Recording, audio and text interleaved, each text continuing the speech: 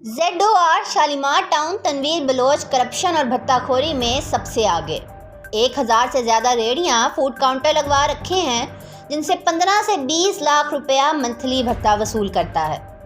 जो enforcement inspector 2 lakh से कम दे उसका तबादला कर देता है। इसको जलील करता है, अफसरान के नाम के भी पैसे वसूल करता है। ZOR तनवीर बलोच सरकारी खजाने को नुकसान पहुँचा रहा है। MCL के अहलकार उसके खिलाफ सरापा एहतजाज हैं।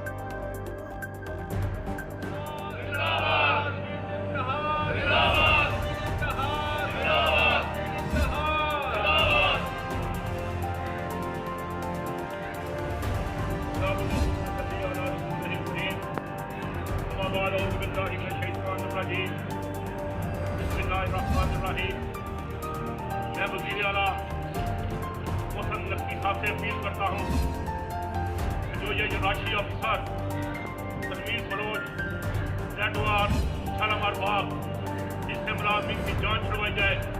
ये इतना राशि ऑफिसर है तो हमने